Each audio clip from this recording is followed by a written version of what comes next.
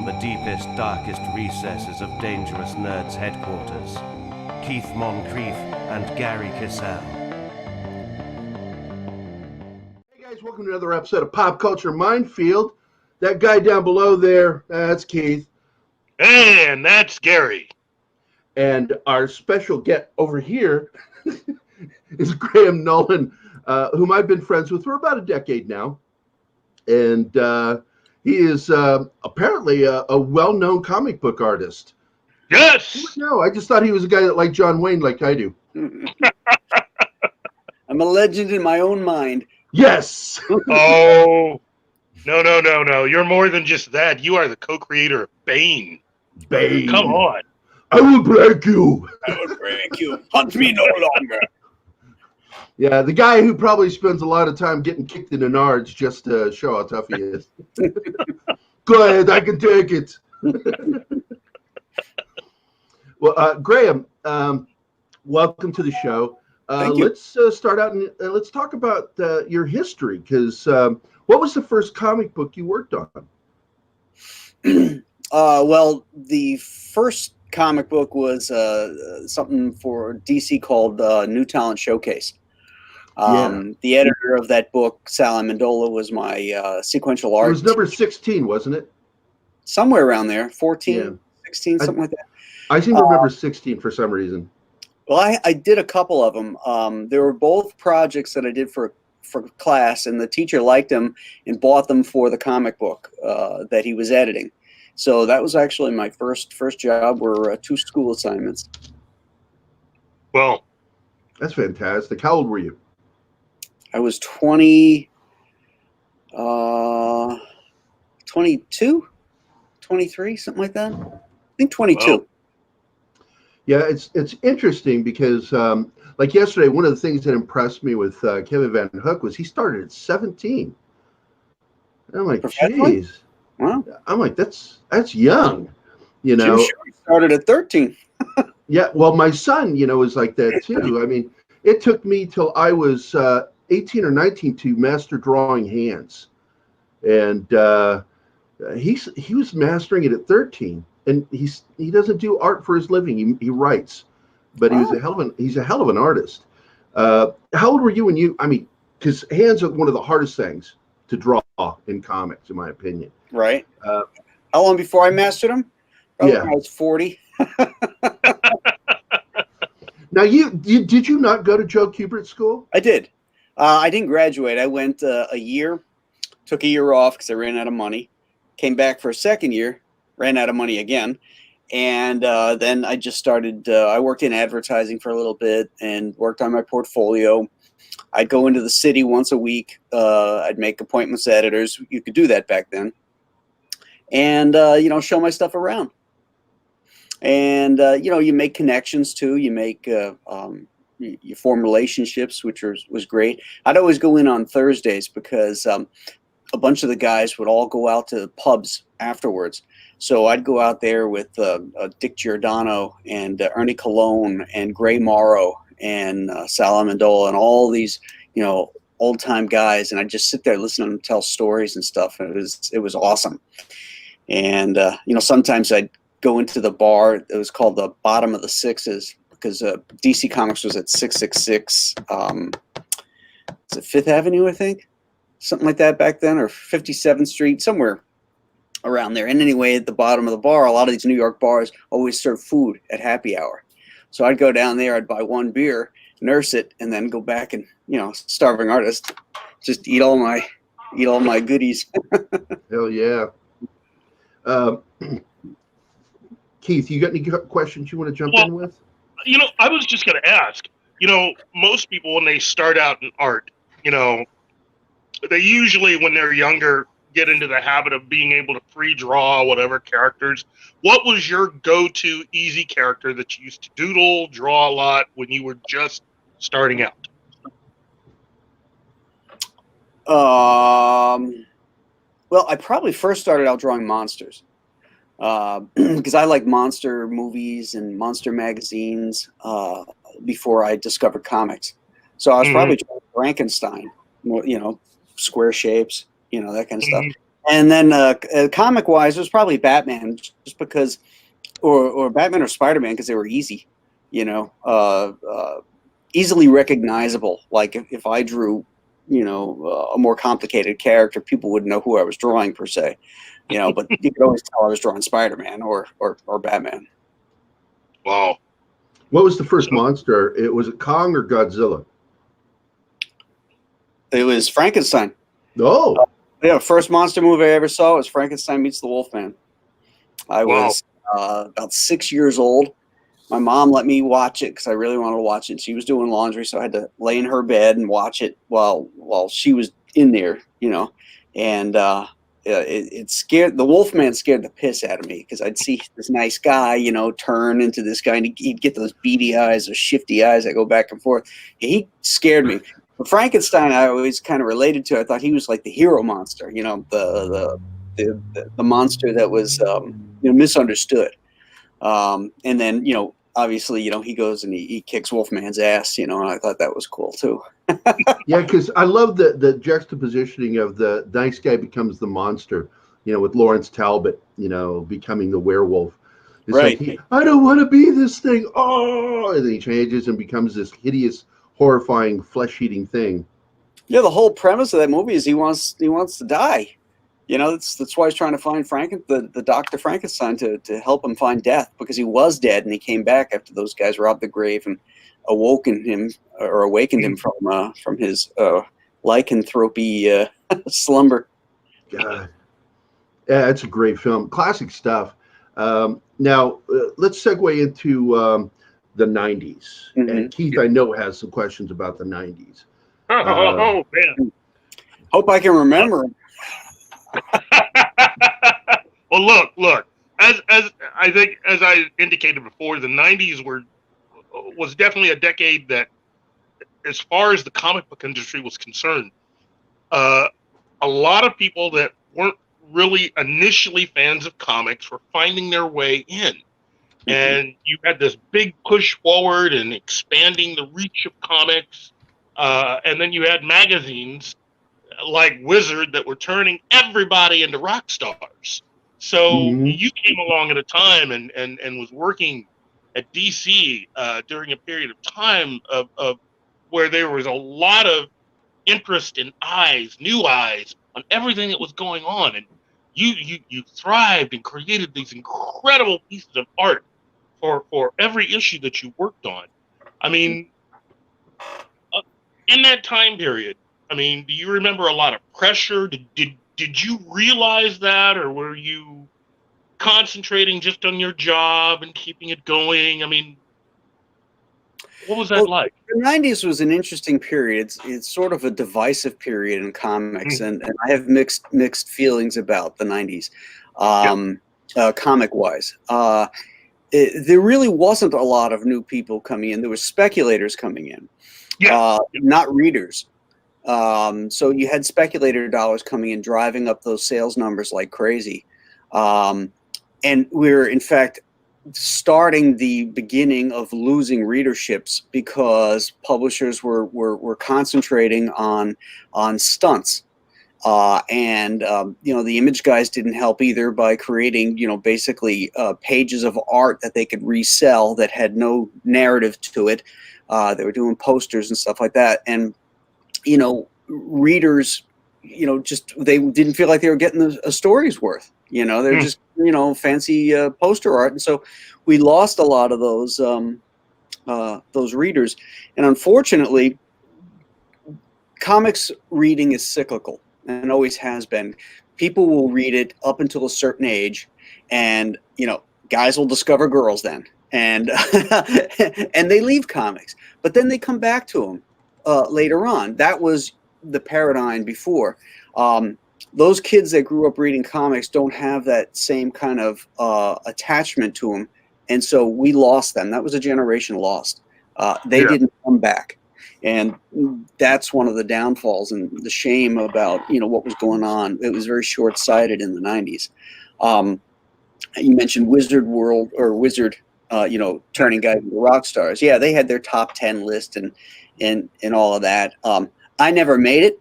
I never was on that list because my style was always concentrated on storytelling, which got branded as old school and all that kind of stuff. I didn't, my approach was to put less lines in than more lines, because as one of my favorite cartoonists said to Alex Toth, Roy Crane said to him, take every line out that doesn't tell your story, and with what's left, draw the hell out of it.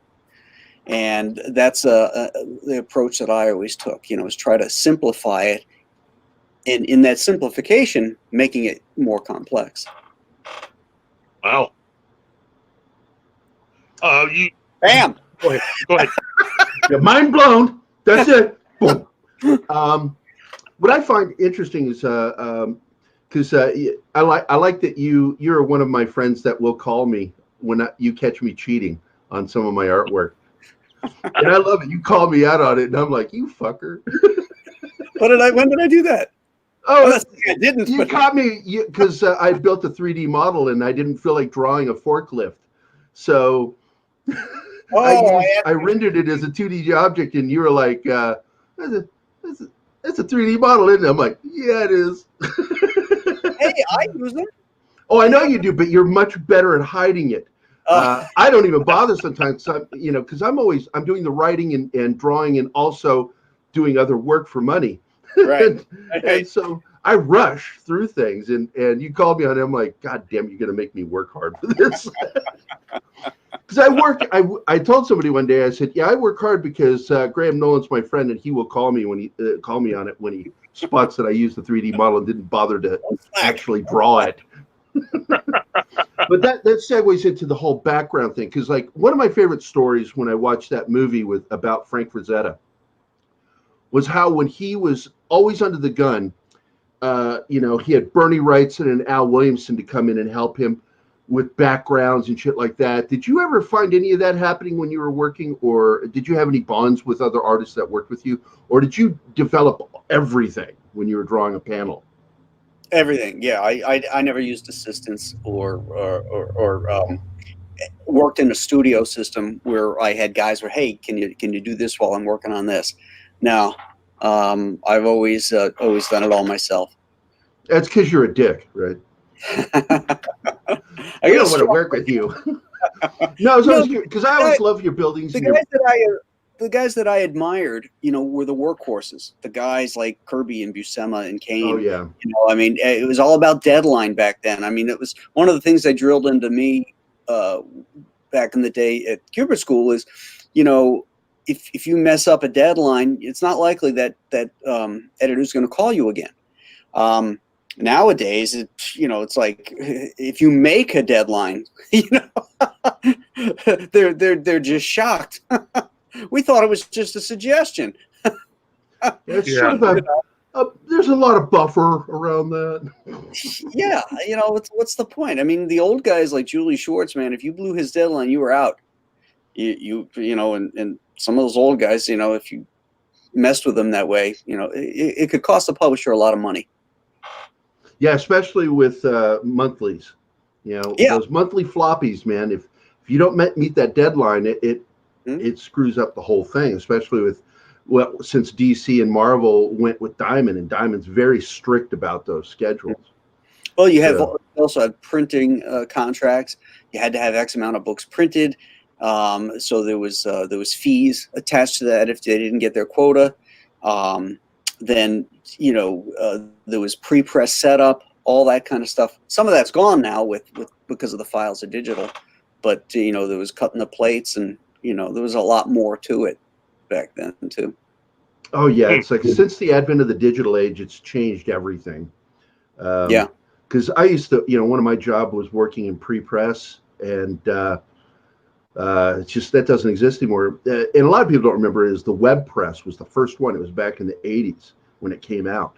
And once I saw that, it took really one person to operate this entire large press. Mm-hmm. And I'm like, that's the future. Once this everybody finds out about this, it changes everything. And it did.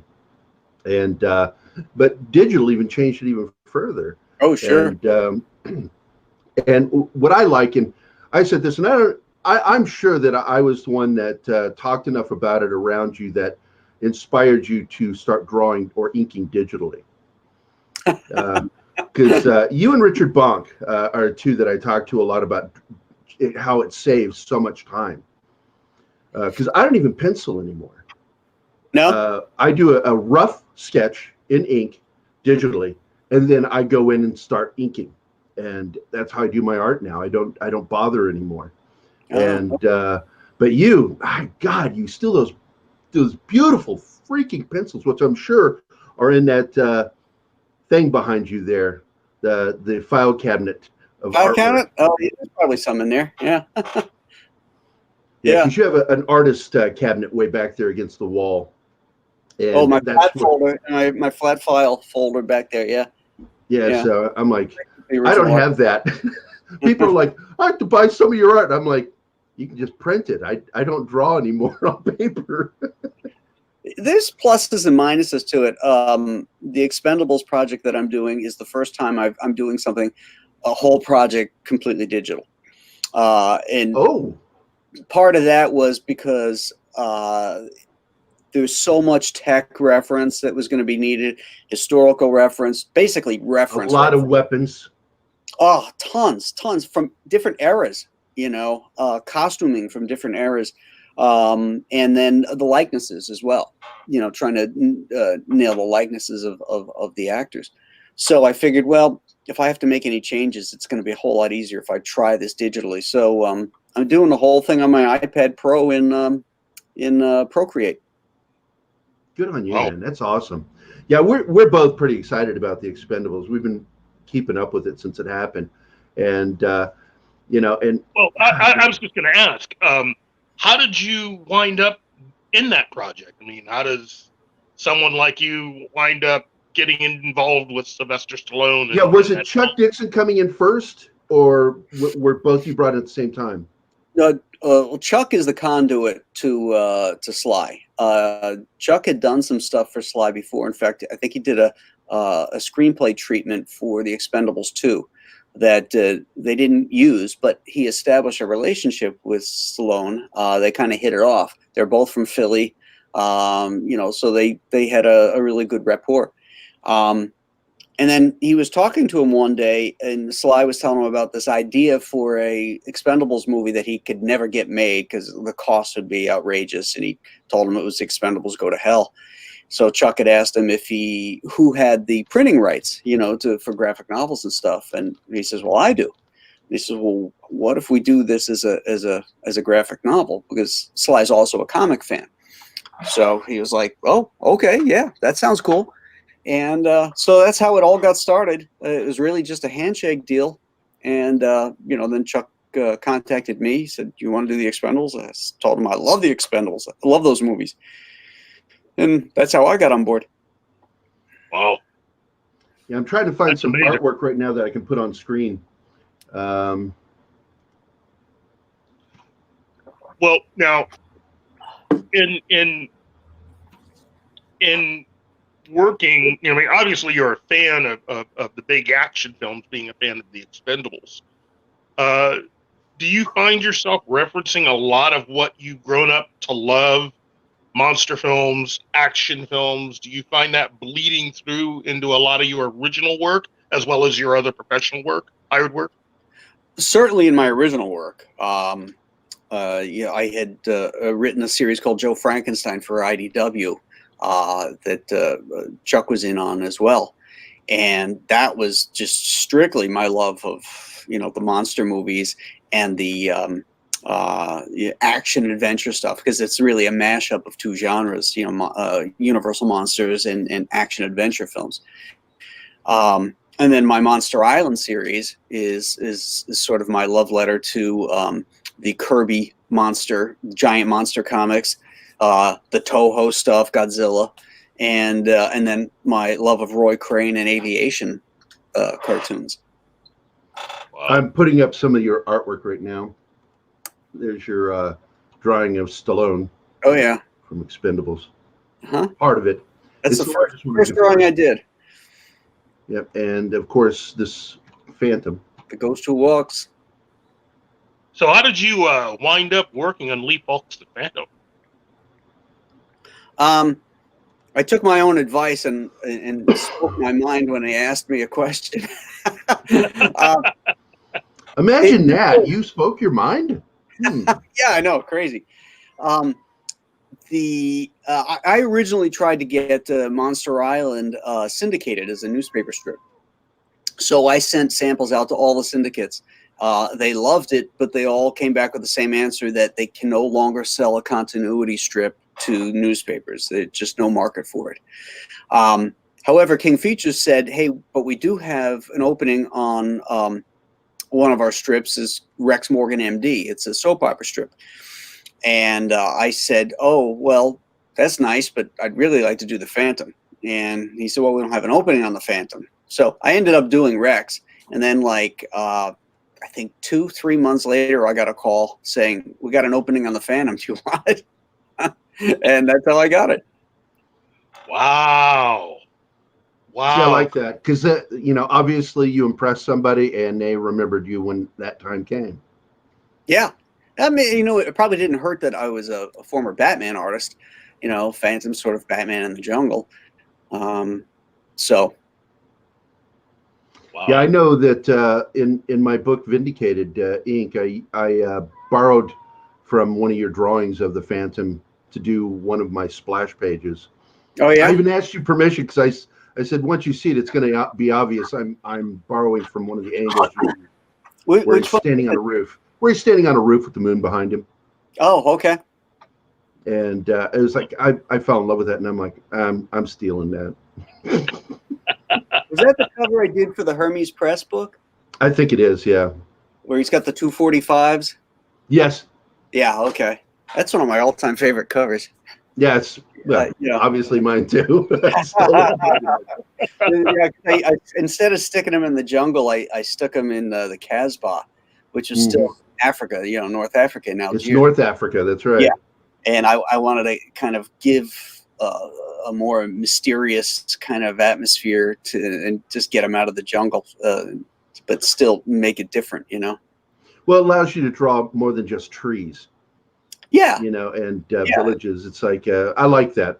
There's a certain romanticism to it too, Oh, thanks to Casablanca. And Algiers. The movie Algiers. Oh, Algiers, yes. Yeah. And of course, this leads into the passion of old films, because you and I have had many conversations online about old movies, and John Wayne in particular. Mm-hmm. And the lacking of today of good writers like we had when we were kids growing up, especially with comics, even going into the 80s, and it started dying off in the 90s, good writing in comics. Mm-hmm. And I like that you have hit a point in your career where you and Chuck both take that on directly by putting out your own books, like Monster Island in particular. Mm-hmm. And what led to Monster Island? The original one that I published back in 1998 came about because I was disenfranchised or disenchanted, I should say. That was in 98, right? Yes. I was disenchanted with the way the business was going. Again, we're coming off all the foil stamp covers and the bag this and that and all the nonsense, and no solid stories. And also that the comics had become overtly violent, and the female characters are overly sexualized. The French cut outfits and all that nonsense. And I had 3 daughters, and they were young at the time, and DC would send me everything that they published, and I could not give them the comics that my mom could give me to read. The only things I could give them at the time were the Warner Brothers Bugs Bunny, Daffy Duck stuff, the Batman animated series, and maybe 1 or 2 others. But I couldn't give them the real Batman, Superman, Spider-Man, Fantastic Four like my mom could. And I thought that was sad, you know. So I wanted to do a comic for my daughters that they could read and enjoy. Yeah. Also, that my friends could read and enjoy on a totally different level. The same way that you could watch a Bugs Bunny cartoon and be, 8 years old, but you can also be 58 years old and laugh your ass off too. So basically, I went to all ages, but not in the pejorative sense that's attached to that term. It was really truly something like you mentioned Casablanca. Casablanca is a movie for all ages, right? Because it fell under the Hays Commission laws and stuff like that, so you couldn't put a lot of stuff in that you could later on. But if you look at the thematic things that are going on in that thing, you're talking about infidelities, you're talking about Nazi atrocities, and things that are going on in concentration camps, very deep and heavy stuff, but presented in such a way that everybody can watch it without being disgusted or pissed off. So that's the approach I took. Yeah, and it's I'm glad you brought that up, because one of the things I want to mention is I admire that you are such a good family man, and that you're focused on your daughters and your marriage. And I was bragging about the fact that I know that I've become friends with someone when their mother or their spouse follows me on Facebook, and your wife follows me on Facebook. Yeah. She's always on my page, and I giggle about that. Post. And but how did you two meet? We met. I was living in New Jersey because I was going into New York to show my portfolio all the time. Julie was from Buffalo, and we were both down in Florida. Her visiting her sister, who was living down there at the time, and my mom and my family was still down there. I went down for my sister's high school graduation, and all my buddies were still there. So we all went out to a club one night, and I met her at a nightclub while we were down there. And I called her up. This in the 80s? 1985. 85, nice. Yeah, we met in May of 85, and we were married in November of 85. Wow. Now, didn't you get your big job at DC in April of 85? How's that? Didn't you get hired at DC in April of 85? No. Oh, I okay. other than the New Talent Showcase stuff, I actually hadn't done any more work at DC. I was actually, when I was dating her, I was working on the Transformers for Marvel. Yeah, Wow. that was yep. Yeah, I had there was a fill-in job that was supposed to be just basically an inventory story that they were going to stick in the bin, and sure shooting that was needed, and it was slated like a month later and got published, which was great because when we first got married, obviously, from 6 months from the time we met to the time we actually got married, we didn't have 2 shekels to scrape together, and we had to set up our apartment and all that kind of stuff. And, I didn't have any money taken out for taxes because I'm a freelancer. So, I was throwing that money into, getting the apartment all set up. So tax time comes and I owed a bunch of money. Even though I didn't make a ton of money, I still owed a bunch of money. And, so we weren't sure what we were going to do. And a royalty check for $5,000 came in from that Transformer story. And Nice. paid the taxes. It was great. Meant to be. I tell you, I get such a kick out of you and your family and your kids. Your daughters are so gifted. Oh. They're all grown up now. I know, like mine are all, well, we're all men of the same age, all of our kids are grown up now. Yeah. So it's like our hope is for grandkids. I'm in no hurry. Me either. Because my daughter just slays me. I don't know. You've seen my daughter on my page every once in a while. She's in her 20s now, and she called me one day and she's like, Dad, I'm a little nervous, and I'm like, oh God, no, not now. I'm not ready yet. I'm not ready yet. Please don't. And then she allayed my concerns. No, it's okay. It's okay. It's okay. It's all good. And it's like already I'm hitting that with her. It's like she's in a serious relationship, and it's like I'm eventually going to be a grandpa. I How mean, old is she? what's that? How old is she? She's 20. 20. And she's still kicking butt because I brag about it all the time. She left home and was already a manager at a restaurant at 18. And Wow.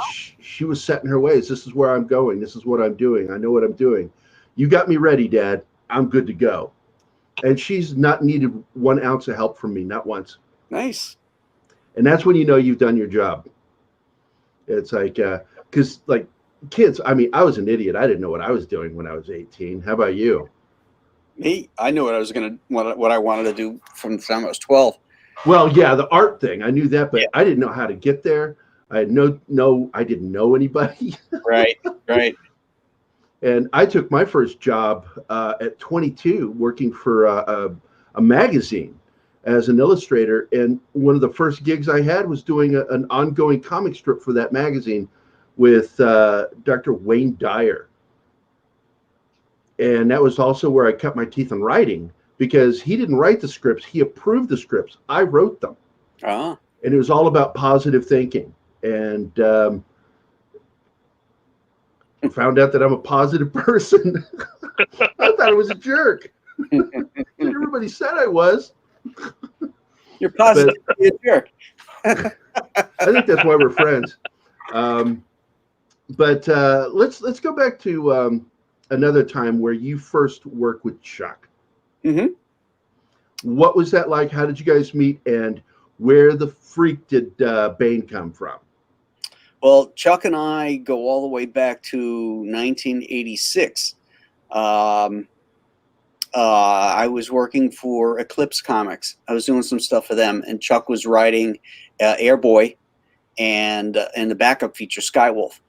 And so I got offered like 3 or 4 issues of Skywolf, which is the first thing we did together was Skywolf. So that's how we ended up meeting, and we hit it off. We ended up meeting up with Bo Smith and Truman, Tim Truman, part of what became Truman's 4 Winds company.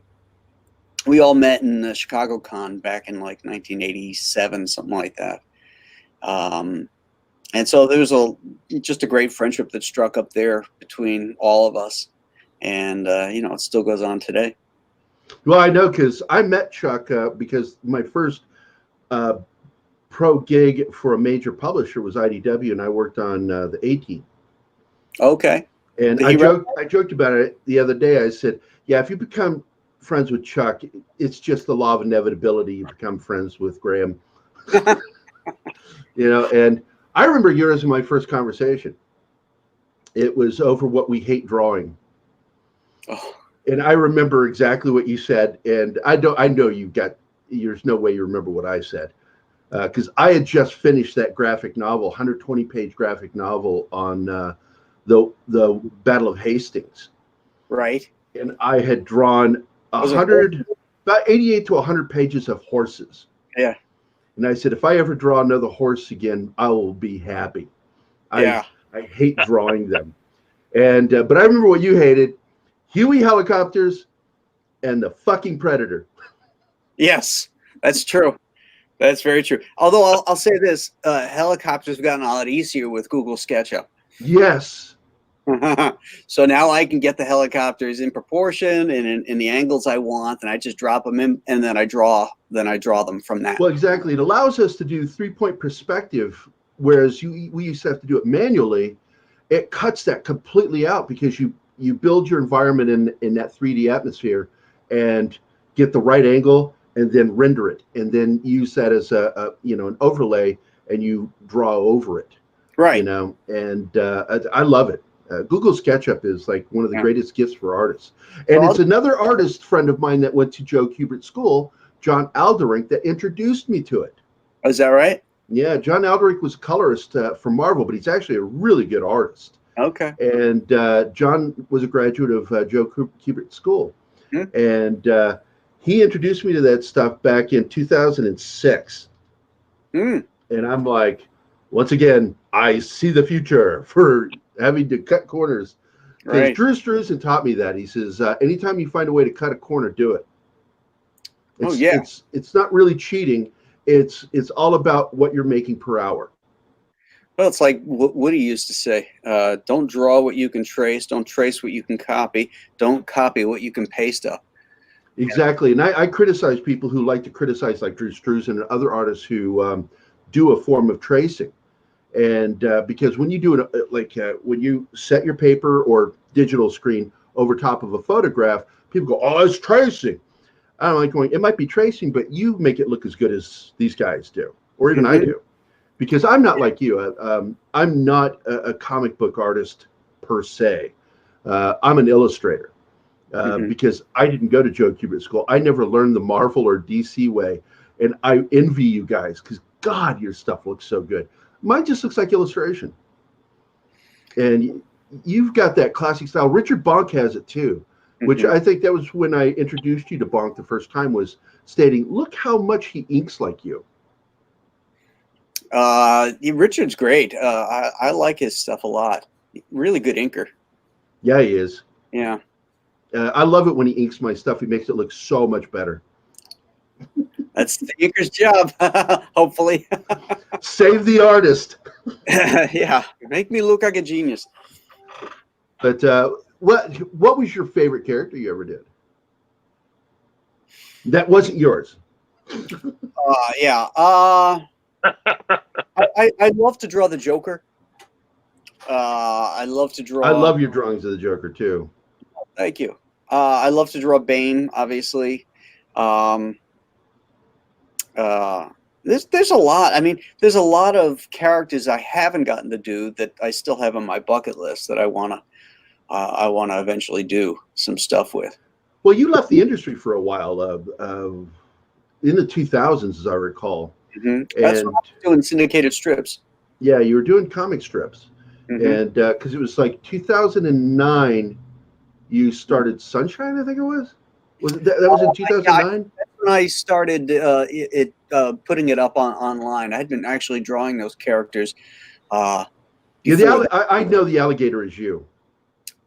Pretty much. I mean, both.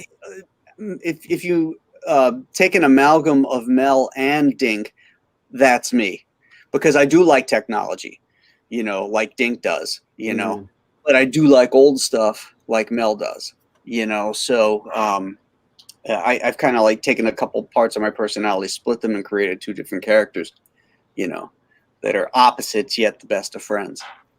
I'm going to grab a screen cap of that so people know Sunshine State.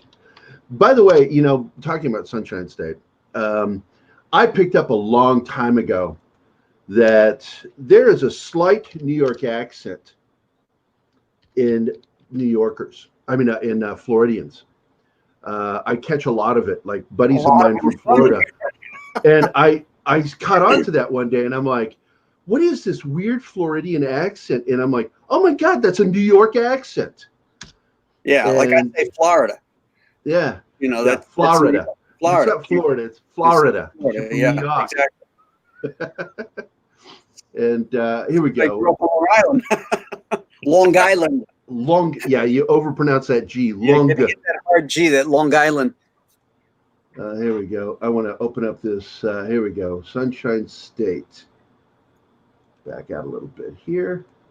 Well, now let me just ask, what are some of the... that, of course, is Sunshine State right there. Cool. Yeah. Don't use that link, though. It's on Go. It's syndicated on the Go Comics site. Oh, okay. Yeah. Or you just go to sunshinestatecomics.com. Let's go there. Sunshine State Comics. What was it there?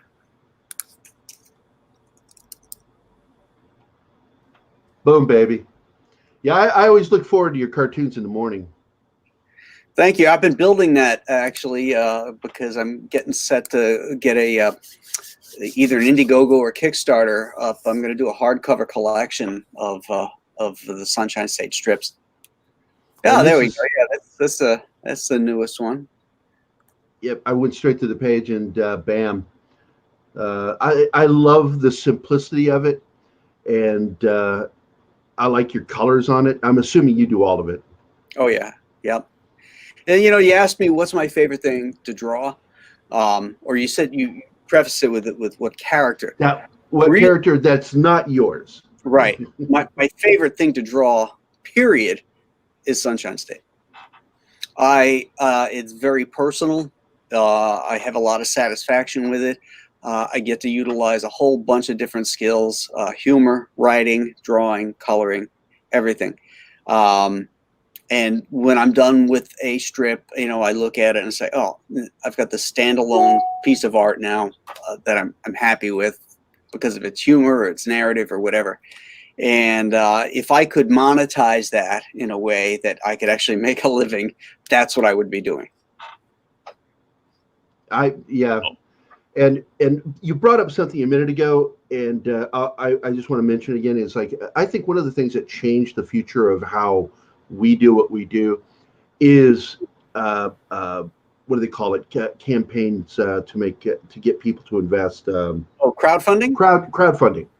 Crowdfunding changed what we do a lot and how we go about it.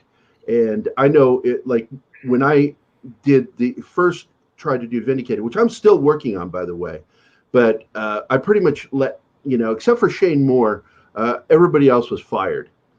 And Shane Moore is not the writer on it. He's just a character within the book.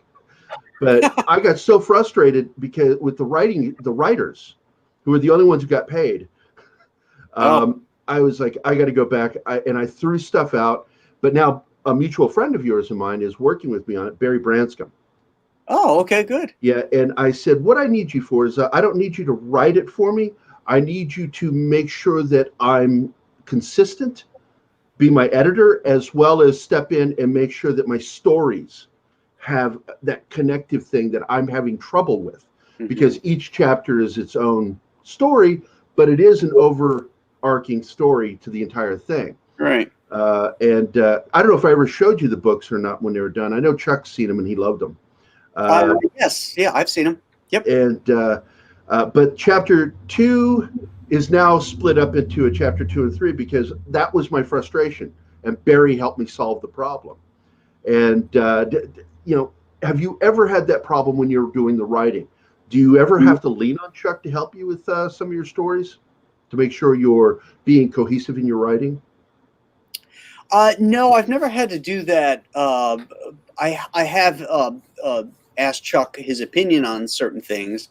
In fact, the whole Joe Frankenstein thing came about because originally Joe Frankenstein was going to be like it was going to be called Doc Frankenstein, and it was going to be a pulpy kind of superhero type thing, like Doc Savage.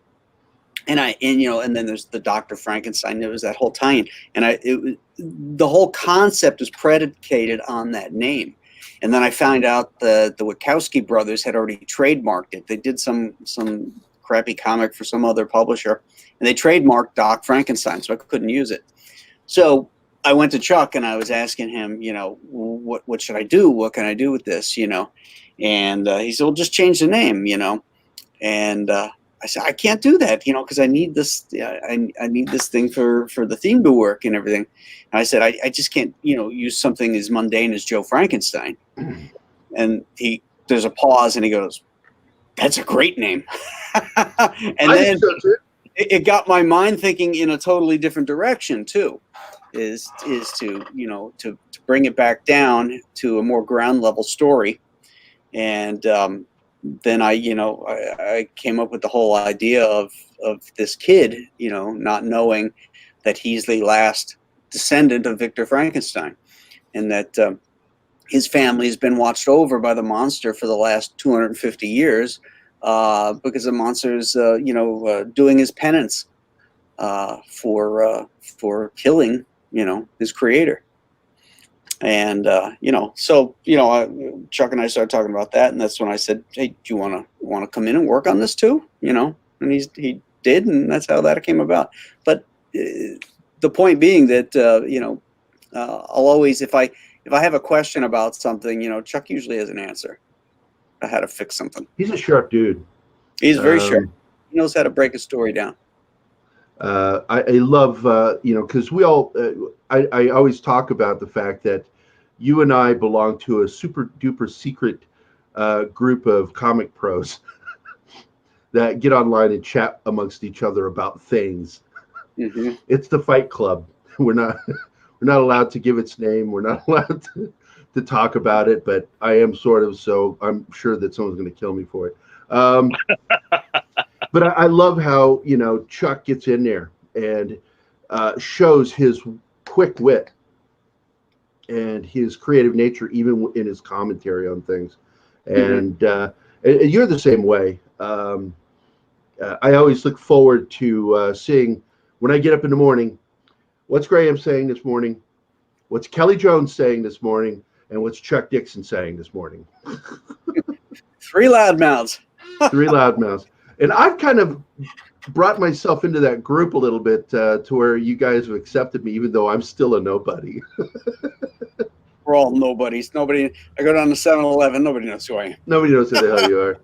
Yeah, I show up at a convention and everybody's like, "Ah!"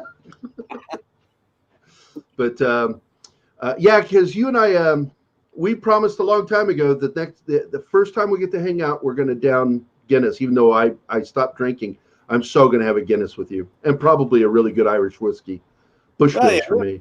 But you like Jameson's, because there's no carbs in whiskey. That's right. But I also love Guinness because it's amazing. I'm looking forward to the day when they figure out how to make a non-alcoholic one for me. They never will, but it's a dream. Well, Keith, you got anything? You were starting to ask him a question. I think I interrupted you. That's all right. That's all right. But no, I was just going to ask, just like I did yesterday, who was someone that you admired in the business that you've gotten the chance to work with, or at least gotten the chance to know personally? Did you get to meet Kirby? Yep. That would be, I bet that's your number one. Yeah, I got to meet Kirby. I got to meet Stan. I got to meet and work with Archie Goodwin. Oh, yeah. Danny O'Neill. There's been a lot of Dick Sprang. Wow. Jim Aparo. Jim and I actually became pals. I used to call him the next day after an episode of Seinfeld was aired because he loved Seinfeld, and we would talk about the episode and stuff. And I bought him a T-shirt that had the Kramer on it. Oh my God, the artwork, yeah. Yeah. It sent it to him for his birthday once, so yeah. Trying to think who else. I actually made a list of everybody I've met. And did you ever meet my inspiration in comics? Was Al Williamson? Yep, I met Al. He had the biggest impact on how I draw. Yeah, John Romita, that was another one. Oh, who was my first? In fact, there's Johnny. Yep, there you go. Yeah, I consider him the best cover artist from his time. I always considered Kirby weak on doing covers. I agree. I when he hit it, Kirby's was amazing, but he didn't. He was more concerned with moving the story along, rather than that. And he was really good at that, at that cinematic story, that visual storytelling. But to try to tell you what the entire story was about in one image, his covers always fell flat. I think one of the few I liked, I think it was him, was the. Didn't he do the Mole Men cover? Wasn't that Kirby? The Mole Man cover? Yeah. I think that was. It was one of the few covers of his that really stuck in my head that I liked. It was the Fantastic Four and the creatures coming up out of the ground. Yeah, issue 1 or 2 was Fantastic Four. Yeah, that's issue 1, yeah. Yeah. Wasn't that Kirby that did that cover? Oh, yeah. Yep. Yeah. That is absolutely my favorite Kirby cover, period. I like FF12. What one? FF12. Oh, 12, number 12? Yeah, that's my all-time favorite covers. The Hulk is up against the all in a Yeah, I cave. know the one you're talking about. Walking, and he says, "In a moment, I'll destroy them," or something like that. You know, and the Hulk is very Frankenstein-y looking and big, and he's got hairy forearms. He looks just badass, you know. And it's like, oh my God, the FF's gonna get killed. I always found it fascinating about Kirby that he never took anatomy. Like a lot of us studied anatomy. I mean, I actually went to medical school, and so I learned anatomy, how everything works. And that guy did not understand anatomy, but God, he drew some dynamic characters doing things. I would argue that if you look at his early stuff, he did have he stylized and became more abstract in his interpretation of anatomy. But when you look at his early stuff, you could tell the guy knew where things went, and everything, and knew how to put a figure together. I mean, he worked for Fleischer Studios too, you know, as an in-betweener doing cartoons.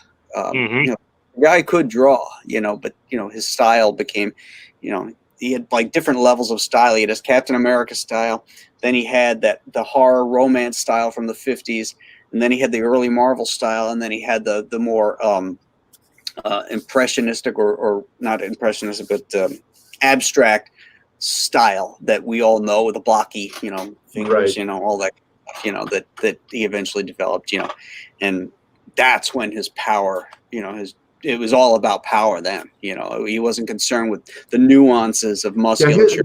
When you look at his panels, they're just, each image is so dynamic. There's nothing boring. No, that guy.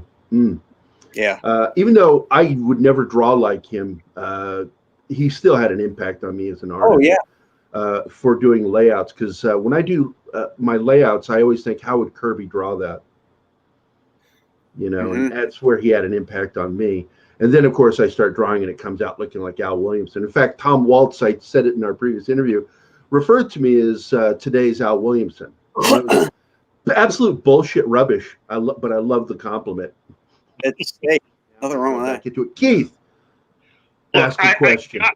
I've got to ask this question. Now, as I had brought up before, you were there around the time with Batman when Azrael became a big deal.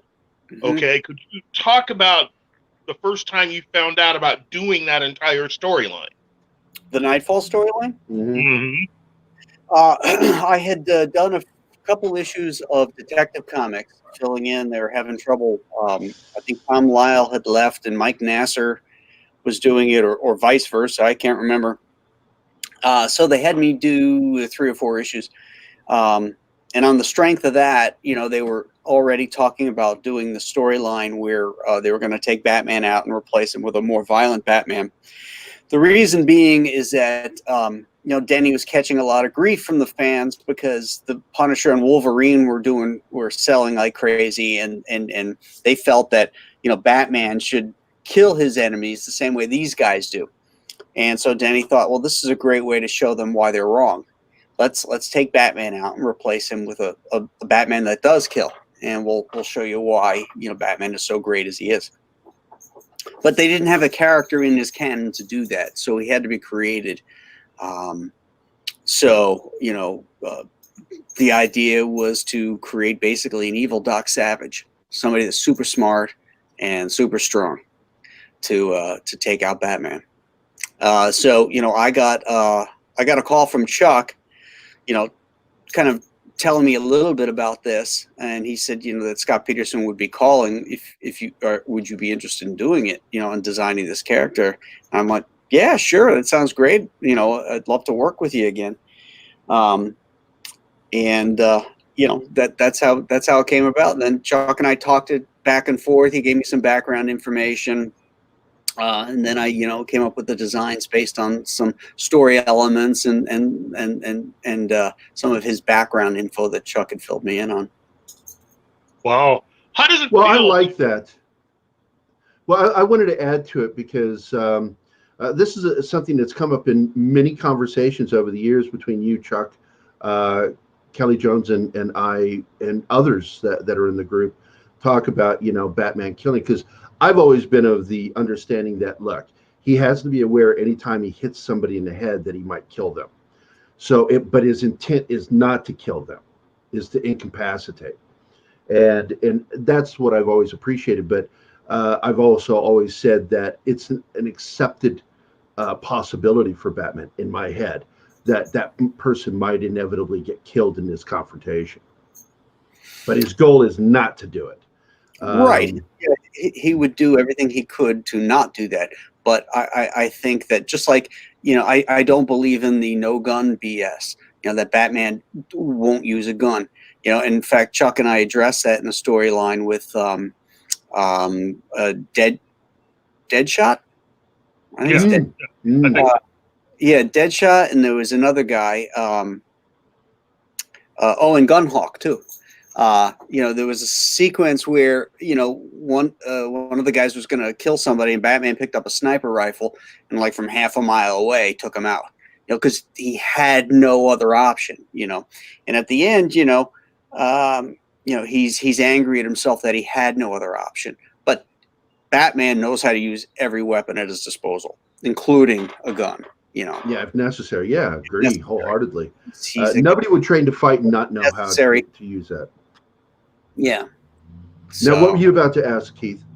Well, I was just going to ask, how does it feel to have been on, to have helped to create or at least guide certain characters? And what I'm getting to is both Bane and Azrael, and then to see them brought to life, as interpreted by Hollywood, and in shows like Batman the Animated Series. How does, you obviously did a lot of the groundwork for those characters, and now you're seeing them reinterpreted and, kind of, whenever you get a chance to watch them. I mean, how does that feel? Azrael was designed by Joe Quesada.